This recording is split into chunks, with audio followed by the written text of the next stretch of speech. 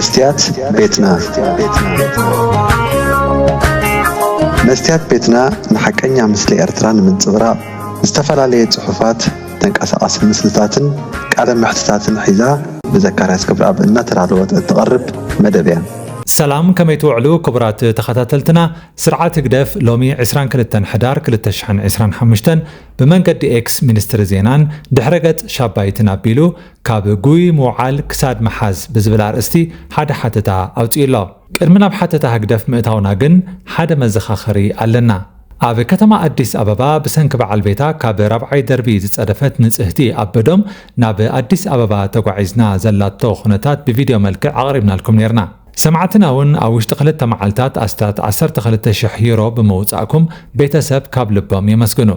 ንደገ ኸይዳ ክትሕከም ስለ ዘለዋ ግን ሕጂ እውን እቲ ሓገዝ ደው ክብል የብሎን ስለዚ ንንጽህቲ ንጹህ ልብኹም ክትከፍቱላ ሎሚ እውን ደጊምና ብስም መስትያት ቤትና ንምሕፀነኩም كساب حجي اتحاجز بمنجدي جو فاندميو زسالت زلو نعون مركاب اب موهابر ايتو نايزي فيديو اب تحتي رأيو اب فيسبوك ون ايتسؤنونيهم جلسبات بناي ادي سابابا قطر سلكي نحنا ازمادينا ገንዘብ ናባና ለአኹን ናበሉ የታልሉ ስለዘለው በሕግውን ይድለዩ ስለዘለው ግን ብፍላይ ኣብ አዲስ አበባ بوقعاوي منجدي بمستيات بيتنا قطر سلك خيرخبكم فتيمكم ناب زخونه سب ገንዘብ ከይትሰዱ ንመኽረኩም እትናይ ስድራ ቤት ጎፋንድሚ ግን ብግቡእ ይሰርሕ ስለዘሎ ቆላሕተኹም ናብኡ ግበሩ ክቡራት ተኸታተልቲ መስትያት ቤትና ናብ ቀንዲ ናይ ሎሚ ዛዕባና ምስ እንመለስ ፖለቲካውያንን ወተሃደራውያንን ሰበስልጣን ሰልፊ ብልጽግና ናይ መናፍሕ ኣውታራቶምን ኣብዚ እዋን እዚ ብሰንኪ ባዕሎም ዝፈጠርዎ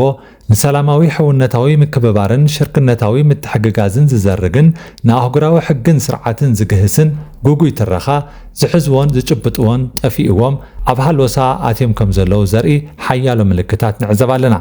ኣብ ዝተፈጥረ ኣጋጣሚታት ኮነ ባዕሎም ኣጋጣሚታት ብምፍጣር ብዛዕባ ሃገርነት ኤርትራ ቃልሲ ህዝቢ ኤርትራ ንነጻነት ጎበጣ ኢትዮጵያ ኣብ ልዕሊ ኤርትራ ዋንነት ቀይሕ ባሕርን ወደብ ዓሰብን ረፈረንደም ኤርትራ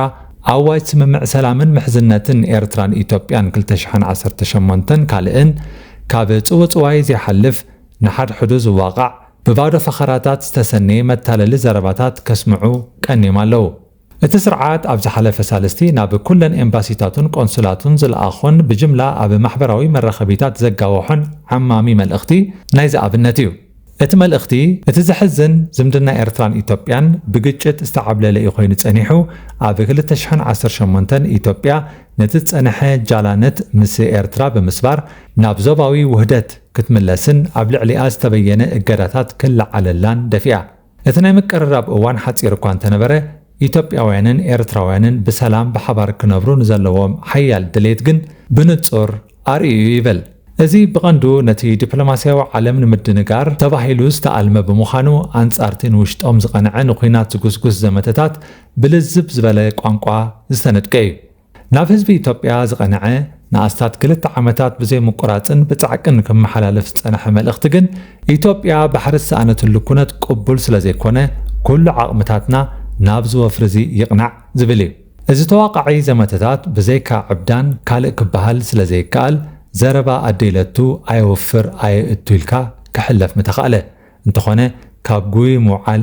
ክሳድ መሓዝ ከም ዝበሃል ነቲ ሓቅታት ከም ዘለዎ ምዝኽኻር ነቲ ድሙቕ መሊስካ ምድማቕ ስለ ዝኾነ ኣይጽላእን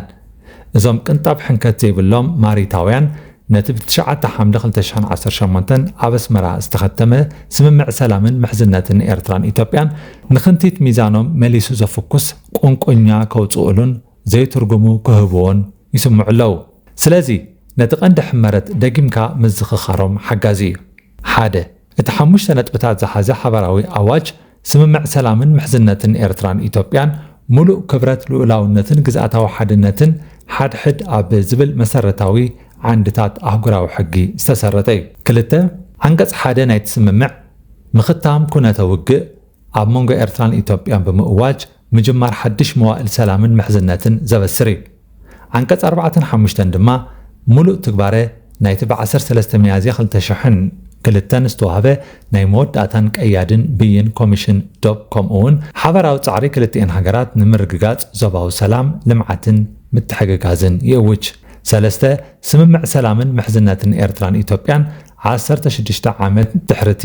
ናይ መወዳእታን ቀያድን ብይን ኮሚሽን ዶብ ዝመፀ እዩ ኣብ መንጎ ክልቲአን ሃገራት ዝፀንሐ ኩነተ ተጻብኦታት ድማ ቀንዲ ጠንቁ ስልጣን ዝሓዙ ስርዓታት ኢትዮጵያ ብዝኸተሙሉ ኣህጉራዊ ስምምዓት ንኸይግዝኡ ምሕንጋዶም ከምኡውን ኣብ ሓስቲ ዝተባህሉ ሓይልታትን ወገናትን ኣብ ልዕሊ እቲ ዝሓንገደ ኣካል ቀፃዕ ስጉምቲ ዘይምውሳዶም እዩ 4 ወላ እኳ ድሕሪ ማይ ናብ በዓቲ እንተኾነ ሓድሽ መንግስቲ ኢትዮጵያ ነቲ ኣብ 2018 ዝወሰዶ ኣውንታውን ቁኑዕን መርገፂ ኣብ ታሕሳስ 2023 ካብቲ ናይ ቅድሚኡ ዝነበሩ መስፋሕፋሕቲ ስርዓታት ዝበኣሰ ሰራም ኣጀንዳ ክኽተል ምስ ጀመረ እቲ ተስፋ ሓድሽ ምዕራፍ ንዘላቕ ዞባዊ ርግኣትን ምትሕግጋዝን ኣቐልቂሉ ዝነበረ ስምምዕ ሰላም ኣብ መንጎ ክልቲአን ሃገራት ብዝሕዝን ኣገባብ ተጨውዩ 5 ስርዓት ብልጽግና ሕሉፍ ሓሊፉ ዘይሕጋዊ ሕቶ ልኡላዊ መስኮት ባሕርን ምጉባጥ ዓሰብ ብሓይልን ብምልዓል ነቲ ብኽቡር ዋጋ ዝተረጋገፀ ነፃነት ኤርትራ ሕጋውነቱ ንምቕልባስ ኣብ 1991 ንዝተጋህደ ታሪኻዊ ፍጻመ ምእራም ዝብል ተልእኾ አንቂዶ ንናጽነት ኤርትራን ምሕካኽ ሃገራዊ ኤርትራዊ መንነትን ዕላማ ኣብ ዝገበረ ጽዑቕ ተኽታኽ ዜናዊ ዘመተ ተጸሚዱ ይርከብ 6 ከምቲ ብቐጻሊ ክግለጽ ጸንሐ ጠንቅን ምንጭን ናይቲ ዘይተደልየን ክውገድ ዝነበሮን ምትፍናን እቲ ንሓድሽ ግጭት ዝተዃትኽ ዘሎ ሰልፊ ብልጽግና እዩ መቕረር ሕንዚ ናይዚ ዘንጸላሉ ዘሎ ቅልውላው ድማ ንጹር እዩ ንሱ ከዓ ኣብ መሰረታዊ መትከላት ኣህጉራዊ ሕጊ ጸኒዕካ ልኡላውነትን ግዝኣታዊ ሓድነትን ጎረቤትካ ምኽባር ጥራሕ እዩ ክቡራት ተኸታተልትና እዚ ክሳብ ሕጂ ክሰምዖ ጽናሕኩም ሓተታ ሎሚ ብስርዓት ግደፍ ዝተለጠፈ ሓተታ እዩ ነይሩ ካብ ኣስመራ ዝስማዕ ዘሎ በጨቕታ ስርዓት ብልጽግና ካብቲ ክኸድዎ ወይ ሒዞሞ ዝነበሩ ንባሕሪ ዝምልከት ሓዲድ ወፂኦም ንድሕሪት ገጾም የንፈግፍጉለዉ ዝብል እዩ ከም ዝፍለጥ ስርዓት ብልጽግና ምስ መሪሕነት ኤርትራ ክንዘራረብ ንደሊ ኢና ዝብል ሓሳብ ይደጋግሙ ኣለዉ እቲ ክጠልብዎ ወይ ህላውነትና እዩ ዝብልዎ ጉዳይ ባሕሪ ግን ጀሚሮም ድዮም ክገድፍዎ ወላስ ገና ክቕጽሉ እዮም ኣብ ሎሚ ኾንካ እዝንትን ክትብል ኣይከኣለን እቲ ምትፍናን እናዓበየ ይመጽእ ከም ዘሎ ብሩህ እዩ ገለ ሃገራት ንምሽምጋል ወስወስ ይብላ ከም ዘለዋ እውን ጽንጽንታታት ኣሎ ፍቕሪ ኢሳያስን ኣብይን ግን ናብቲ ናይ 2018 ክምለስ እዩ ኢሉ ዝሓስብ እንተሎ የዋህ እዩ እቲ እዋን ሓሊፉ እዩ ሎሚ ኣብ ካልእ መድረኽ ኢና ዘለና ነዚ ጉዳይ ኣመና ዝተሓላለኸ ዝገብሮ ዘሎ ከዓ እቲ ነገር ካብ ኢድ ኢትዮጵያን ኤርትራን ወፂኡ ጉዳይ ዓረባውያን ሃገራት ስለ ዝኾነ እዩ ቲፎዞታት ሒዝካ ብምፍኽኻር ኩናት እምበር ሰላም ኣይፍጠርን መስትያት ቤትና መስትያት ቤትና ንሓቀኛ ምስሊ ኤርትራ ንምንጽብራቕ ዝተፈላለየ ጽሑፋት ተንቀሳቓሲ ምስልታትን ቃለ መሕትታትን ሒዛ ብዘካርያስ ክብረኣብ እናተዳለወት እትቐርብ መደብ እያ كفوت لساني من يزعصوني هاي سجدن علي عبطاقوت ملاخي قطاوخ يقنا مسلي فتحي